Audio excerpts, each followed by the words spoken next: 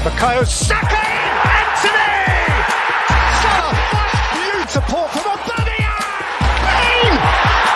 There goes Haaland. He's on.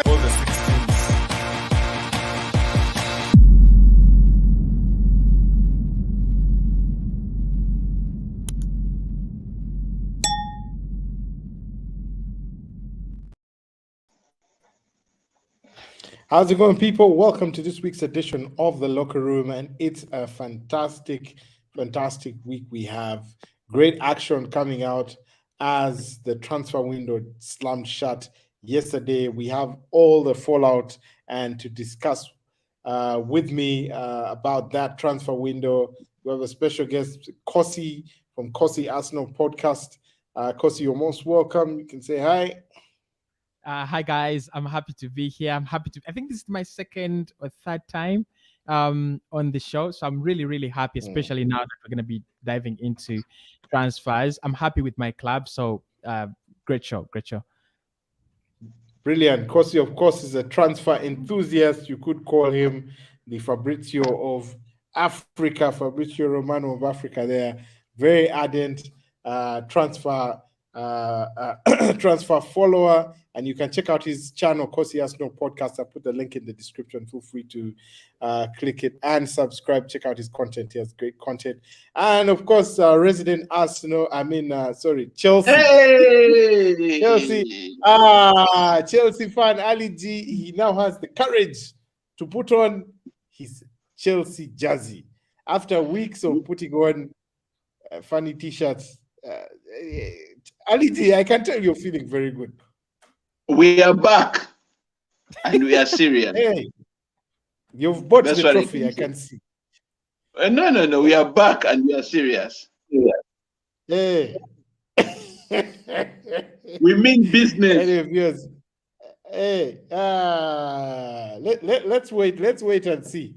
But viewers, you are most welcome as well. Feel free to subscribe. Feel free to hit the like button.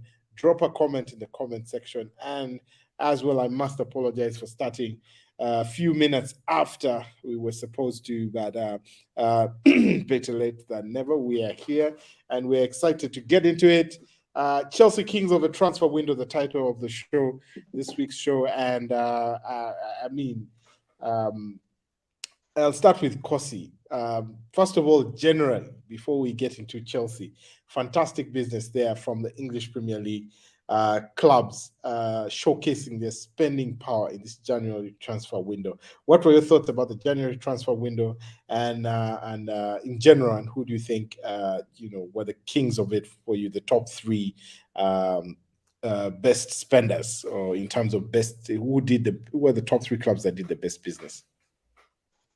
Well, I think I didn't think it was going to be this big. I didn't think we were going to be close to a billion pounds to in January. But then I thought you think about the number of games that clubs are having. You think about the World Cup. You think about all the action. Actually, it is February, and we're just halfway the season.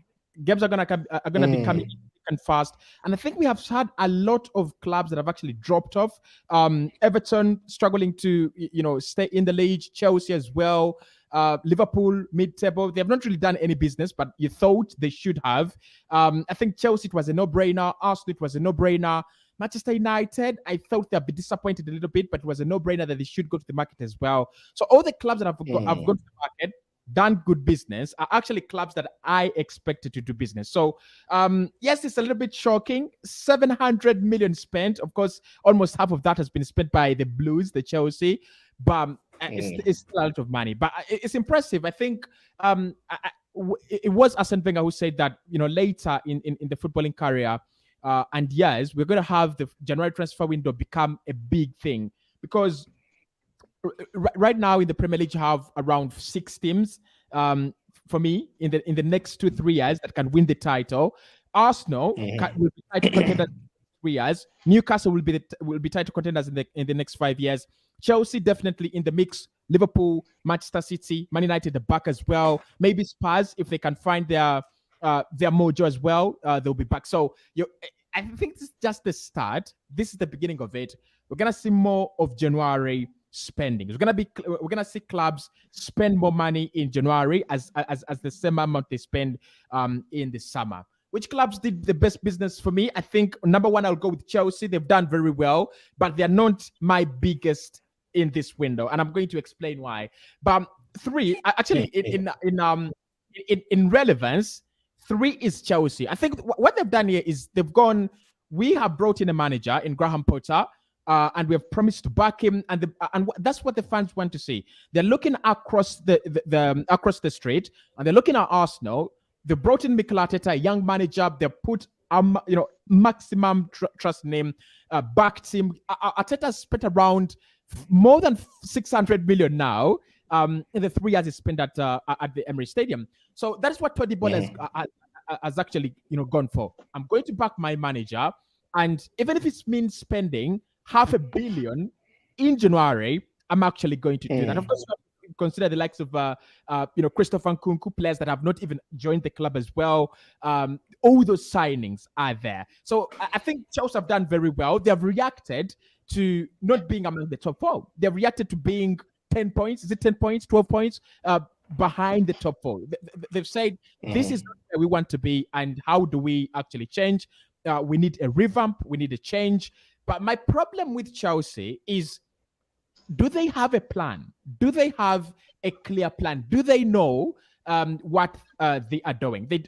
I think the hierarchy at this club is so enthusiastic and very, very emotional, especially Tony Bolly, who is leading the business. Very, very emotional. But does he have the plan? Or does he look at Mikhailo Modric? I'll jump in on him and I'll snatch the deal because I can spend the money. Arsenal want Moises Caicedo. I'll go in there and have conversations. Maybe Liverpool and Enzo Fernandez, I'll go there. Do they have a plan? Because if you do not have a plan, Graham Potter, in the end, you're gonna sign players, good players for him, but it's never gonna work out. So Chelsea number 3 for me.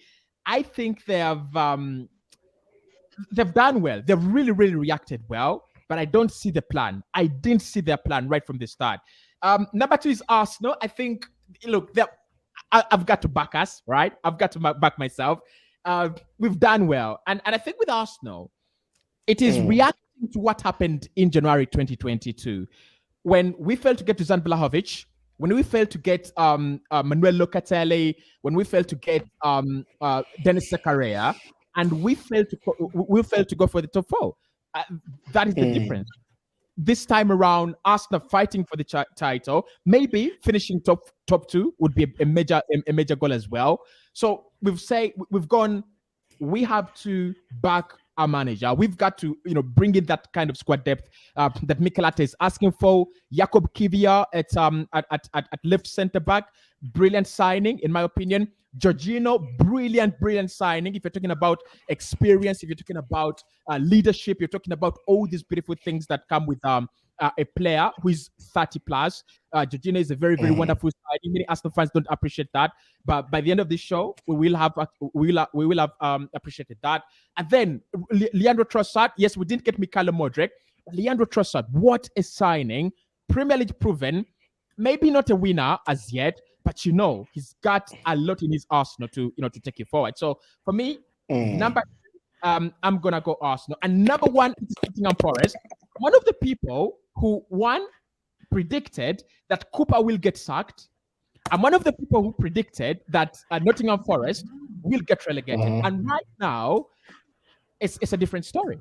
It's an absolute different story. The signing of Danilo, when I looked at them and they were going for Danilo, that is when a club has a clear plan. Because you look at their midfield, they have the likes of Jesse Lingard, who I think is not a bad player in my opinion. They have the likes of Gibbs White, who has really, really done very well for them, and some other very good talent. But can you get someone who can move that midfield, protect your back four, make sure you're not conceding a lot of goals? It's not easy for the opponent, and they've gone and got a CDM. Actually, I think Nottingham Forest, for me, that when signing in Danilo, addresses all the problems they've had in that team. I think they have quality, also well in the summer.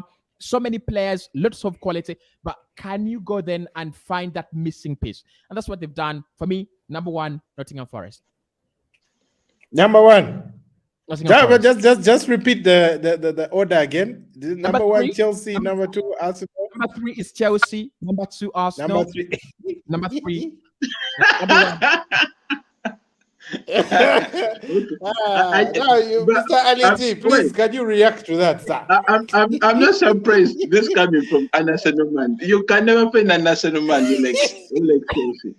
Even after what Chelsea has done for Arsenal, after all the Champions League winners we've given you, we gave you very good players. We gave you David Luiz, we gave you Peter Cech, we gave you Willian, we've given you Jorginho, and you still have all this hate for Chelsea. Okay, for starters, Coach say that he doesn't know. It's like Chelsea doesn't have a clear plan on the signings they've made. It's very clear for everyone to see that Chelsea is struggling. There is no, even when they're playing on the pitch, it's very disappointing that the most creative player on the Chelsea pitch is James, a right back. It seems like he's the most intelligent guy on the pitch at that age, and he's a defender. As in, you cannot win games like that. So it's like the team needs a complete overhaul. So and even the players that we brought in, look at the Arsenal flop, Aubameyang. We thought Sterling could do it, but it seems like Sterling can only perform when he has a KDB behind him. So even most of the players were struggling. And I also felt so bad when they went to the World Cup and people kept saying that Ziyech performed so well at the World Cup. Chelsea doesn't know how to use him. You saw Christian Pulisic performing so well at the World Cup. But when they get to the club level, they seem like they have no sense of direction. They don't know what to do. They seem so confused. So I don't blame the manager. He wants to make, the owner wants to make a statement. We are coming from the hands of Abramovich, who was spending and he brought Chelsea to the level we are at right now. So also this one would want to make a statement, and he's trying to change the game. Arsenal is top of the table, but I'm surprised that the talk of town is Chelsea. It's like Chelsea is even in the top 4. Maybe it shows how big we are because we are so far away off, but people are talking about Chelsea. This man is simply making a statement. He's a businessman. He's giving long-term contract.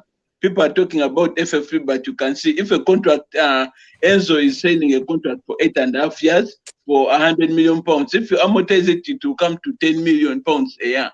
So that means if you are signing for 4 years, that would be like £40 million. No one will be talking about it. So it's just because that's a pyramid scheme and money laundering at its best. No, it's not money laundering. This guy he has the most successful baseball team in America. So he's a businessman. He knows how he can run a sports franchise. So you can't take that away from him. Maybe he wants to change the game and Premier League go. We shall see where it will go. We shall start seeing these long-term contracts. People are going to start playing around with the FFP rules. So. But for Chelsea, back to Chelsea, I don't know that I was talking to you about him. I don't know that Graham Potter is out of his depth. We need to give him time. He signed a 5-year deal. So if a manager is signing 5 years, maybe the manager, they believe in him.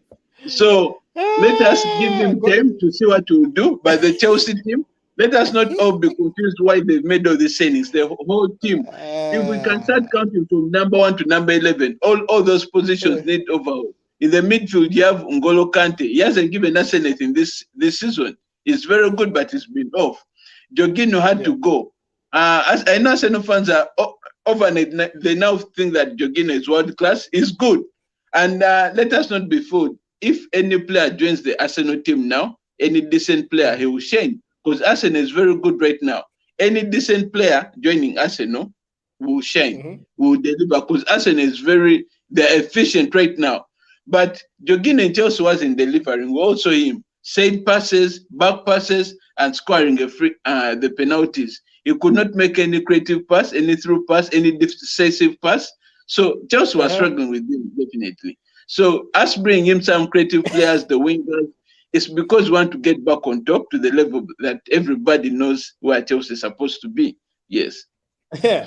Ali G, very interesting. Of course, you now have the energy to speak loud after the transfer window. You have the energy to put on your jersey, You are now talking about giving Graham Potter time. Kosi, have you ever heard of Chelsea fans saying give a manager time? This is the first time we're hearing of it. No. Shout out We are seeing it from Mikel Arteta. If any Arsenal fan can confirm that if Arteta wasn't given time, Arsenal wouldn't be where we are. And any hater can believe that Arteta needed time. And look at what he's doing right now. So I think managers, we should move away from sacking managers early on and give them some time to see what they have in their blueprint. Yeah. That is very interesting coming from a Chelsea fan. But anyway, shout outs to, before I pull Kosi, shout outs to some of our fans who have dropped some comments and are watching in live. Kagoro Moses saying, I remember Frank Lampard's first transfer window, a bunch of players that never really got going. All these signings are just going to pile more pressure on Potter. I very much agree with him. Agaba says, Aubrey Agaba saying Chelsea's buy was a panic one, and I imagine that is for the likes of Enzo and Mudryk. Correction. You have to react to that. Someone said that Frank Lampard sent so many players. Frank Lampard joined when Chelsea had the ban. I think Matthew remember that. And he had to bring in the academy kids, Mason Mount, Tammy Abraham, Fikayo Tomori. There were so many kids that came in because that was at the beginning. That was at the beginning of the season. When he joined it. Yeah, when Frank Lampard came in with the Chelsea ban. Mm-hmm. So the guy delivered the top four using kids. No. The ban was lifted. And that is why he was sacked, because he got like what 250 million worth of signings, and he couldn't do anything. And Tuchel was brought in. Yeah, Tuchel was brought in, but I think was unfair. Lampard was unfairly sacked. But you see what that squad that he put together did. They won the Champions League. Hey. Yeah. We need to give him credit. Yeah, anyway, Aubrey Agaba thinks you guys have been panic buying. Another comment here from him saying we have seen clubs take advantage of big clubs under challenging times. We're definitely seeing that. And of course, he goes on to say Man United paid 80 million for Maguire, taking advantage of Leicester City. I think he's driving that point home. Eric Okile says, send a shout out to the full-time Devils. Shout out to the full-time Devils WhatsApp forum for the Red Devils. I know about that one. Definitely very passionate Man United fans in there. The rest of you watching in, and one of your fans actually sent me a side note saying, you guys, I don't like the outfits, especially after Sabitzer has been signed. So the Man United fans want to see more Man United jerseys being put on today. I'm sure we'll definitely see that. But Kosi, do you agree? Of course, empathizing with Ali G after him having the courage to put on his Chelsea jersey. Yeah, I've been keeping it for so long. Definitely. Keep the comments coming, people. The fans in there catching the show either live or even after that. Feel free to leave your comment, drop it there, and most of all, subscribe as well. And we'll continue to bring you some great content. Kosi, you've given your top three there. Nottingham Forest, the surprise contenders. I'm going to pull you in and ask you what you thought of Liverpool and Manchester United's business. Liverpool bringing Cody Gakpo, and Manchester United bringing, doing a late dash in there for Marcel Sabitzer from Bayern Munich. What do you think these two players are going to bring to both clubs? We have seen what Gakpo so far has brought. I think he needs some time to settle in. Sabitzer, though, after Christian Eriksen getting an injury that will sideline him until May this season, Eric Ten Hag's hand was forced in the transfer window, and I think a shrewd signing in my view. Your take on those two signings? First, I think Liverpool. I think Cody Gakpo is kind of an unplanned deal. I think if Luis Diaz is fit, I don't see them go for Cody Gakpo. If he's okay, I don't see them sign Cody Gakpo. And what they've done here is they've signed him on a long-term deal, and I feel like it will come back to bite them in the back. It will come back to bite them, to bite them after. I don't see Cody Gakpo. I mean, he might become, a revelation of a signing. He might become a big signing for them because Klopp has got the ability. But then you've got to ask yourself, how many forwards do they have now? How many players do they have in those forward positions now? You have Gakpo, you have Diaz, you have Nunes, you have Jota, you have Salah, you have Firmino now as well in there.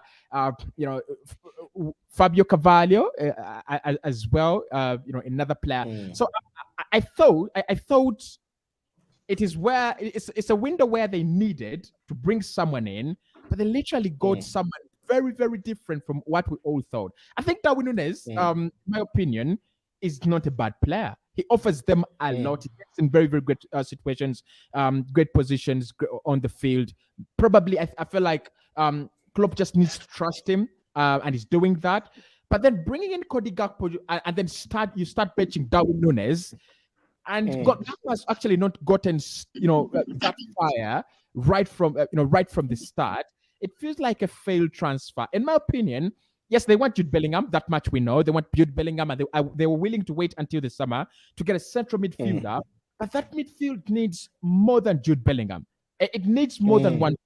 I don't think it is Jude Bellingham and problem solved. So I thought they would go for a player like because Arthur Melo is not, has not actually worked out of them. So maybe a Yuri Tillemans, a quick deal for Yuri Tillemans, maybe 20 million, maybe 25 million pounds to fix that midfield, add a little bit flavor, of flavor.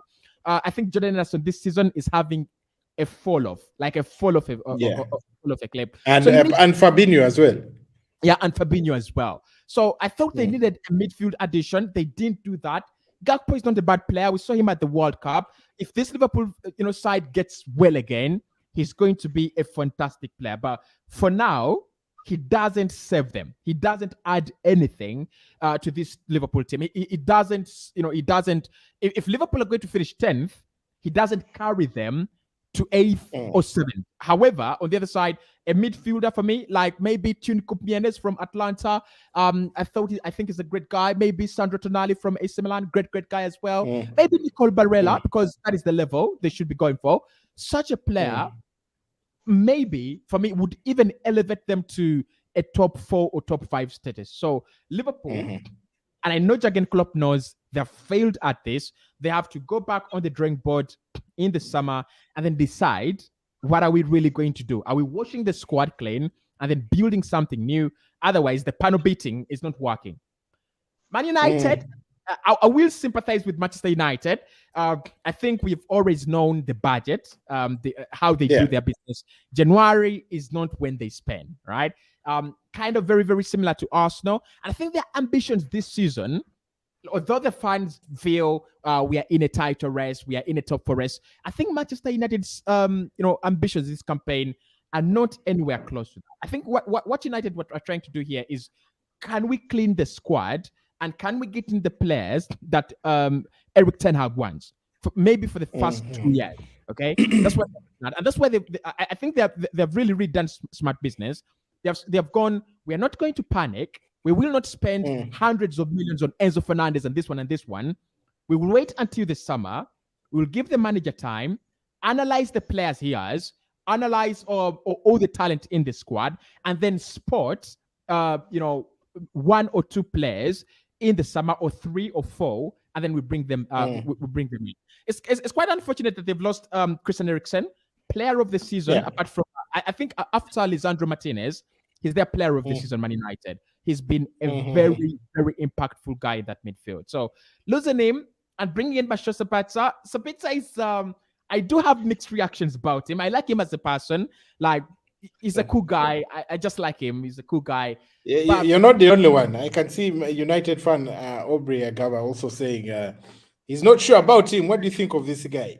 Yeah, exactly. So my problem with Masho Sabitzer is he the guy? Does he feel the boots of Christian Eriksen? In my opinion, he doesn't. Eriksen, with all the problems we know that happened at the Euros, with the age factor and everything, he brings a lot to this Manchester United side. There are times when Bruno Fernandes is totally off in games. There are times when Fernandes is like a total nuisance in games.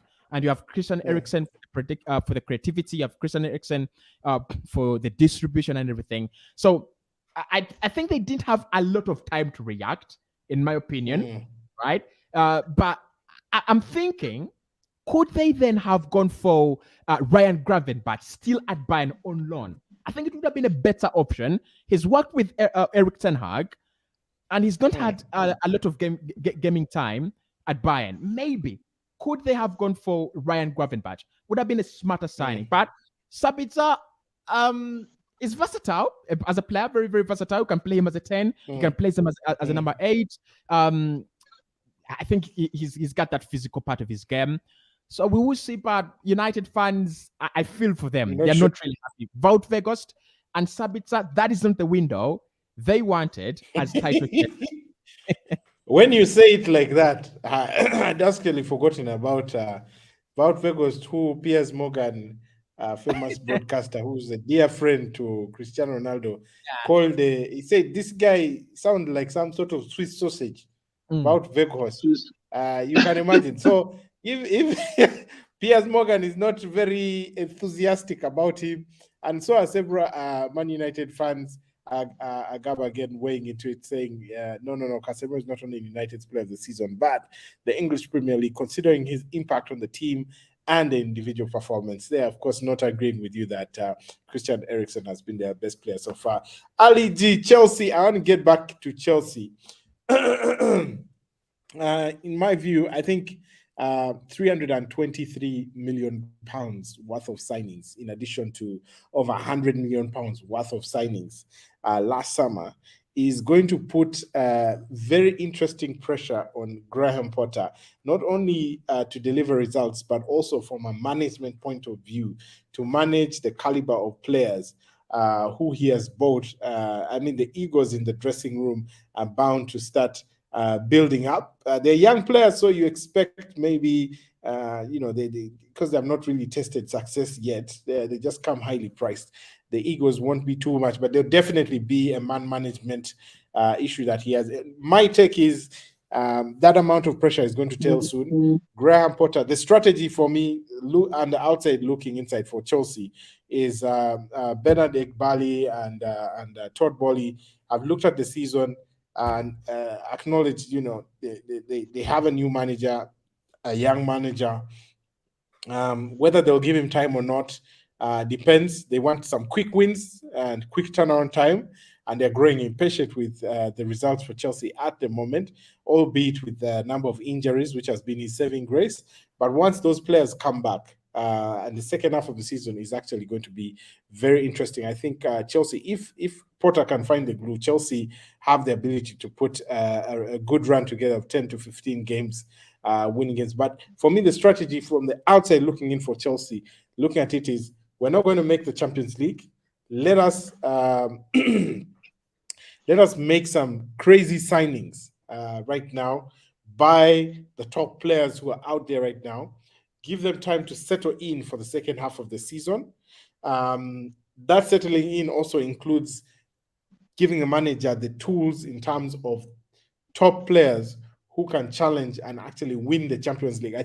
I honestly think Chelsea, especially their board, their owners, are looking to give the title shot, the Champions League, a credible title shot. They're looking at shades of when Thomas Tuchel came in, the amount of money they had spent that time, which was also over 200 million pounds after they just come back from being suspended.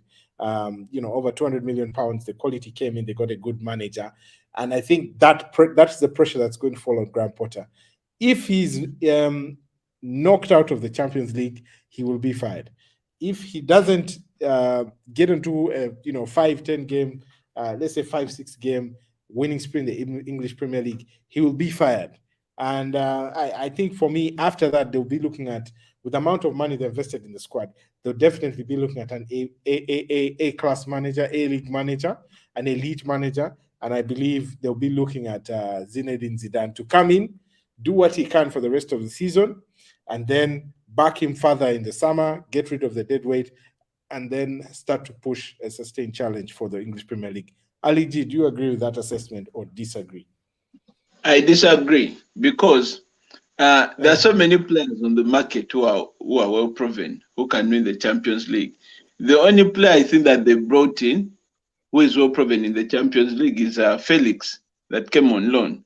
So, and we can all agree that Thomas Tuchel would have done a far better job than Potter when it comes to statistics, because we know one of the reasons why Klopp is suffering is because it's stubborn. Liverpool is suffering because they are stubborn.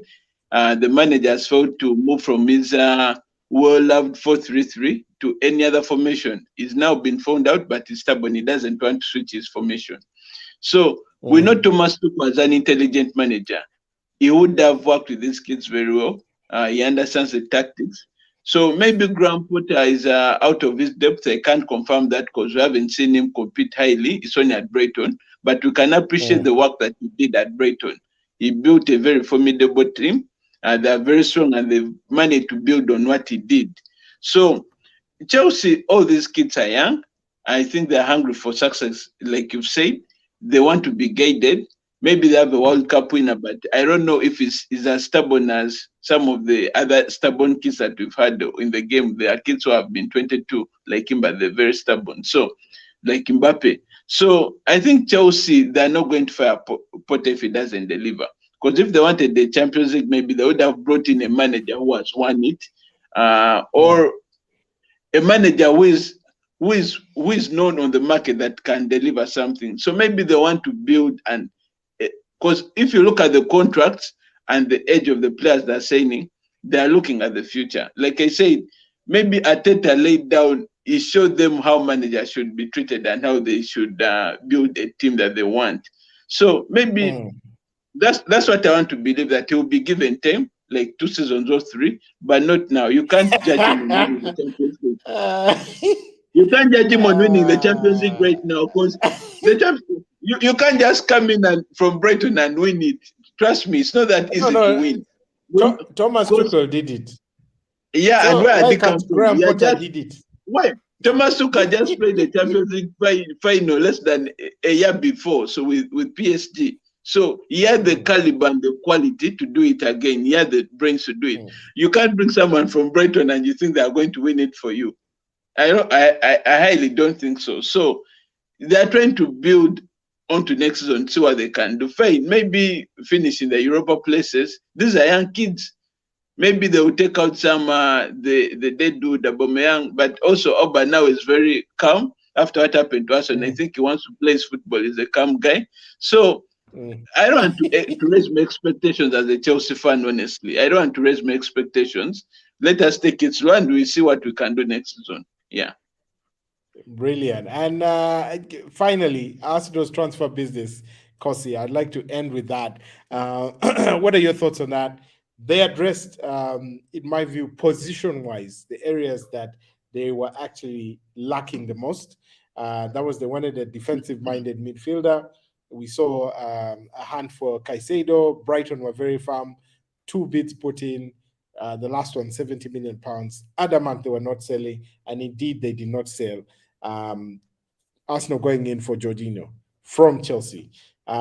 Interesting one. They wanted Mudryk. Chelsea came in with a truck of money and, basically pipped Arsenal to that, gave the guy a 40-year contract, and eventually he joined Chelsea. and Arsenal signing Leandro Trossard as a result. And of course, they came in and brought little-known left-sided centre-back, Jacob Kivior, who was to sort out, provide that cover for Gabriel Magalhaes at the left side of centre-back. So from a positional point of view, they did sort out the issues they had. You would say probably on the striking side, with Eddie Nketiah still playing, he's in great form. But let's say if he gets an injury, they probably won't have a recognized striker. But Arteta obviously feels he has enough to play with Trossard coming in, probably push Trossard to the left, push Martinelli up front and things like that, which I think is still what they would have done if Mudryk had been signed. What is your take on Arsenal's transfer business? Do you think it will be enough to get them the English Premier League title? Oh, sorry, Kosi, you're on mute. Go ahead. I think my opinion could be a little bit unpopular here. I think we've done well in terms of addressing the problems. Mikel Arteta, Edu, credit to them. They've done well in addressing those key areas where you needed extra depth. But it is very similar to what Spurs did in the summer. They brought in bodies for competition and squad depth, but they didn't bring in players that massively improve that starting 11. I think what Mikel Arteta wanted, and you could see with Moises Caicedo and Joao Felix and Mikhailo Modric, he wanted a player who could massively elevate his team for the second part of the season, like Alexander Zinchenko has done, like Gabriel Jesus has done for the first part, and he was throwing everything because we were told Arsenal have 50 million to spend, and we had gone in the bid of around 90 million euros for Mikhailo Modric. Of course, all of that wasn't going to be paid up front, but Arsenal was going crazy with this guy, right? And then Moises Caicedo up to 70 million as well. That is 70 million pounds, 65 million pounds guaranteed, 5 million in add-ons. It shows you that Arteta wanted someone to massively elevate the starting 11. That didn't happen. But I think this is where you give Arteta and the Arsenal team the credit. What happened last year is we gave up. We wanted Vlahovic. We gave up. There were so many other options we could have gone for, by the way, but we decided not to go for a striker, and we dropped off the cliff, and we didn't get top 4. We wanted to get a midfielder as well. We didn't get one. Thomas Partey picked up injuries. Dennis Zakaria was sitting on the bench at Juventus for 4 million euros. It was ridiculous. So this time they've said, whatever happens, we will improve the squad, whether massively or not massively. We will improve the squad, and that's what we've actually done. I'm happy with the Jorginho business. I'm happy with the Leandro Trossard business because one, I think Jorginho as a player allows Thomas Partey to be rotated, and this is what many Arsenal fans don't understand. If you're looking at the number of interceptions Jorginho is making, you're looking at the number of touches he's making in the final third, penalty entries he's making, the number of times he's receiving the ball from his own half and then progressing it further. That is what you're looking for. That is the guy you're looking for. Moises Caicedo does that. Maybe he's a little bit more physical and less intelligent than Jorginho, by the way. Maybe the guy at Ajax. I love that boy, the Mexican in their midfield. Just forgotten his name. He was on the short list. I just forgotten his name. That's the same role. That's the same role he does. Martin Zubamendi at Real Sociedad, brilliant boy.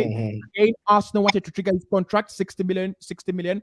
That is what he does, right? So because Martin Zubamendi could not sign within a very short period of time, because Moises Caicedo could not sign within a very short period of time, what we've done is go get Jorginho. You never know. What if it is 10 games to go and we are still 8 points clear or 7 points clear, and you lose Thomas Partey, right? So for me, there are games where Jorginho will have to play against Bournemouth at the Emirates, Europa League against maybe Nottingham Forest at the Emirates. Those are games where you are in absolute control.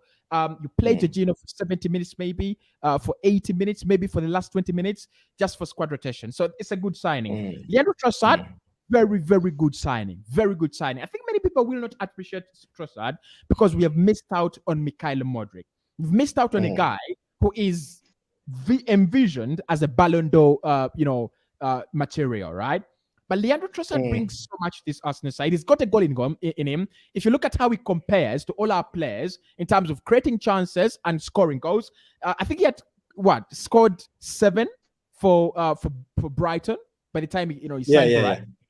And created around 3 or 4 assists as well. So if you want a guy that's going to score for you maybe 5 goals until the end of the season or 6 goals until the end of the season, he's the guy. But like I said, he doesn't massively improve the left-hand side like Mikhailo Modric would have, or like Joao Felix would have in the end. But I think it was just reactionary. Our window was reactionary, and I won't be very surprised if we sign a left winger in the summer, a massive one, like a Moussa Diaby or someone like that. We will sign Moises Caicedo or Declan Rice, where we've signed Jorginho and things like that. But for me, and then Vlahovic, who is apparently available.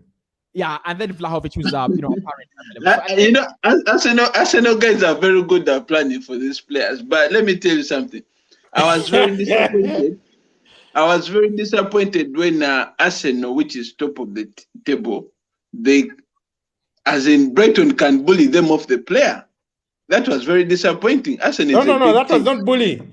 That was not bullying. We went in with two bids. Chelsea didn't even bid. Chelsea didn't even. They were just sent an email. Don't dare. Keep quiet. And you guys kept quiet. No. As in, you saw what Benfica is doing to Chelsea. They didn't want to release the player. Also, it's the same situation. But a big club is Ali, a big for club. context, for context, Ali, I mean, Arsenal could have gone in with an 85 million bid and sealed Caicedo by force. But from what we hear, they have a good relationship with the Brighton chairman, right? And they didn't want to compromise that relationship for future signings. So if you're Arsenal looking in and you're looking at the amount of talent that is seated at Brighton at the moment, which also highlights why they are where they are in the table, why they're really Liverpool thrice. Really? No, seriously. Look at the talent. They don't have to compromise future signings. It's all the Brighton talent going to end up in Emirates. No. You mean all that talent that Brighton is being prepared for Emirates? No. I mean, if you want to come in, would you rather get Caicedo now by force and then for the next 3 years, Brighton does not even want to hear what they don't want to hear, only bit they don't want to tell to you. Matthew, this is the game. This is how the game has been. This is how the game has been. When has that affected? When has that affected clubs from doing business? If getting players by force, it has happened. I think every club has had a bad relationship with another club because of pulling a player by force. But they still do business because that's a game. So don't be fooled by this. They have a good relationship with the manager. No. Arsenal should move away. I just feel that Arsenal should move away from the habit of spending. Spurs and Arsenal have not, I think they have not contacted business since Sol Campbell. That is over 20 years ago. No, this is a derby issue. This is another issue. There's something. But look at the talent at Brighton. Honestly, you have who's this World Cup winner? Is it McCarthy? No, what's his name? McAllister. McAllister. Who told you that all that talent at Brighton is being prepared for Arsenal? Who told you that they're preparing for that talent for Brighton? We have Mitoma. Mitoma who's harassing Liverpool. So we just said, okay. It's Brighton a feeder club of Arsenal. Matthew, don't get excuses. Let me tell you something. Arsenal should move away from their broke tendencies of not wanting to go hard for players they don't want to spend. Arsenal is even richer than these clubs which are bullying other clubs like Chelsea. Arsenal has money, but this is the best season for Arsenal to win a league in over 2 decades. They are supposed to come out strong and bring in players that are going to if anything happens to Thomas Partey right now, any Arsenal fan can agree with me. If anything happens to him, it will compromise the whole issue with this whole trophy hunt they are on. They were supposed to go and get Cancelo by all means possible. But this Brighton, they just came out and said we are not selling, and Arsenal backed off. You can imagine a big team like Arsenal, they backed off. Yeah? And they have the money to go in strong and say that, okay, if you want 70, we shall get him. But you Chelsea guys could not even put in a bid. Verbally, you are told, man, you guys keep quiet. No, we didn't want that guy has not been a priority for Chelsea from the word go. We didn't want him. Seriously. All our focus was on Enzo. Because if you look at the midfield right now, we had to let Jorginho go and Enzo has come in. If you bring in Cancelo, you have Kovacic. You can't buy a player at 70 million to be on the bench. Yeah? We have Kovacic who is starting, and now we have Enzo who is going to start. N'Golo Kante is coming back this February. So you're buying a player at 70 million to be on the bench? It's not good business. We didn't want him. So please, Arsenal, you need to improve on how you do business. Okay. Point taken, Chelsea money bags. Point taken. What they call them, London Cowboys. They call you now because of your American owners. You're just going to transfer market and you start rodeoing like as if you're on a raging bull, throwing money everywhere. Let's see what that will do for you. Ali G, in conclusion, where do you see Chelsea ending after they obviously were kings of the transfer window. Where do you see them finishing the season in the English Premier League and trophy-wise elsewhere? Trophy-wise, we may not get anything, but Chelsea is 10 points away from the 4th position. We are 10 points away from Man U with 18 games to go. So this is football. Anything can happen. I know your coach is laughing, but this season, a Europa position is good enough for me. A Europa because from a Chelsea fan, I cannot believe this. Give the manager time. No. Europa. No, we need to be realistic. You know, let me tell you, one thing that comes with supporting these clubs when you grow old, you need to reduce on your expectations. Otherwise, you can get a heart attack for nothing. You can't start asking Chelsea to finish in the top 4. When you have Liverpool, which is more efficient and is also in the 9th position. So it would be unfair of a fan to sit and start demanding for a top 4 finish from Chelsea. I don't see it happening. But a Europa finish, they will really have pushed it. So this season is just to build for next season, honestly. I don't want to say that I have high hopes here. Okay, interesting. Kosi, where does Arsenal finish with the transfer business they have done? Do you think it will be enough to see them? I mean, the objective at the beginning of the season was Champions League, 4th place, by all means. Of course, the elephant is atop the tree. So the priorities have actually changed right now. They're looking at the title, 5 points clear with the game in hand over Man City. They brought in 3 new signings, filled up a couple of positions. Ali G is talking about Partey gets injured, Arsenal will fall off the cliff, but they do have Jorginho now to fill in. Not quite Partey, but they do have someone to fill in right there. Your take, Kosi, where does Arsenal finish? Are the signings enough? Where do they finish the season? I think we've done good business. Okay business, actually. Very, very okay. But by the time we went for the World Cup, we had started falling off. And I think many people didn't actually give Arsenal that eye, because by the time we started to crumble a little bit, we went up for the World Cup. But we struggled against PSV. I think in both games. Against Leeds. Yeah, against Leeds as well. We struggled. So I think it is halfway, 50 points. I think everybody thinks we're gonna go 50. We're going to make it 100 points. But it's not going to be that easy.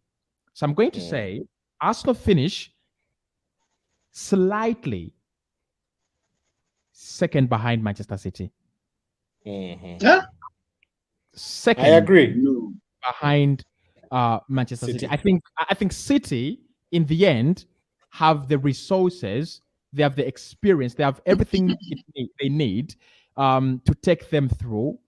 If Arsenal had signed 2 world-class players in this January transfer window, like a Caicedo and maybe Joao Felix or a Modric, that changes the story. But for now, this is the same squad.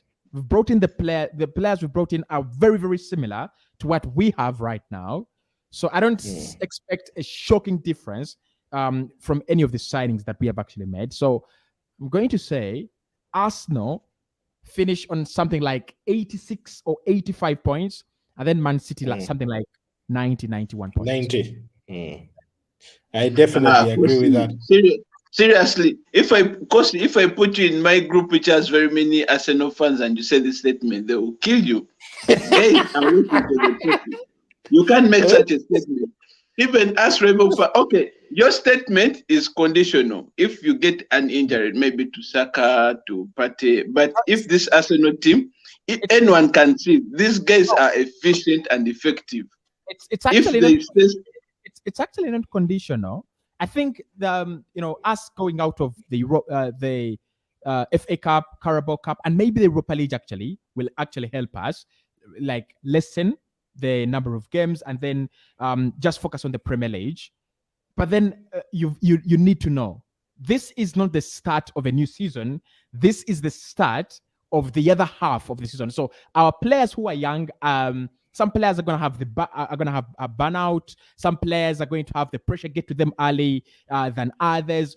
When it is 10 games to go, because to lose the race, you don't need 20 games to go. You just need 2-3 games, right? And then the pressure gets to you. So I think the pressure will get to some players. I think burnout will get to some players. And in the end, it will be fine margins. If Arsenal win it, it will be fine margins. If Manchester City win it, it will be fine margins. But I'll still back Manchester City. I think they have everything they need to go all the way. But Matthew, we can also agree that Manchester City is not perfect right now. They also have their problems. They are not very clinical in their games. They are struggling somehow. And me, when I saw the games that Arsenal was winning convincingly, again, there are some Arsenal games this season that have made a statement. Arsenal beat Liverpool. When did we last see Arsenal beating Liverpool convincingly? Arsenal beat Spurs convincingly. Yes, and these are games that Arsenal could mess up on. They are making silly blunders, but they are playing like they're okay. We've come for this. There's no panic. They are confident. You see Martinelli driving the ball, making that pass confidently. So, me, I'm a Chelsea fan, but honestly, when I look at this, Arsenal said, if there's no injury, they are going to go for it, game by game. And like Arteta said, our biggest game is the next game. So, as it is taking out all this pressure from the players, and he doesn't want them to look forward. He's telling them, our biggest game is the next game. And once we win it, we move on to the next one. So, I think Arsenal as a team right now, it's very solid and everything around it is perfect. The environment is perfect. They don't have any high ego players. So, me, I want to believe that Arsenal is going to go for it. Yeah. And ladies and gentlemen, I think you've heard the gospel truth from our dear Chelsea fan, Ali G. I'm going to end the show at that. Otherwise, he'll start changing his mind, considering the transfer window they have just had. So I will leave it at that. We have to bring the show to an end. Gentlemen, thanks for joining. Fans, thanks for tuning in. Those who are coming live, those who will be catching this a little later on, feel free to hit a like, still drop your comment. Definitely hit that subscribe button. And thanks, Ali G, for coming in as usual, our resident Chelsea representative. And Kosi from Kosi Arsenal Podcast. Kosi, thanks for joining. You can check out his channel. He has some great content there. Check out the the description for the link to Kosi's channel, and do feel free to enjoy his Arsenal content. And we will leave it at that for now. Enjoy the rest of your week. Manchester United right now is playing Nottingham Forest in the EFL Cup, Carabao Cup semi-final. Newcastle already, of course, through to the final. United, we wish United fans the best in that. That would be a cracker of the final if United can overcome Nottingham Forest. I think it would be a fantastic final. Newcastle, Manchester United, I'll definitely be looking forward to that final. Have a great week, people, and do take care. Cheers.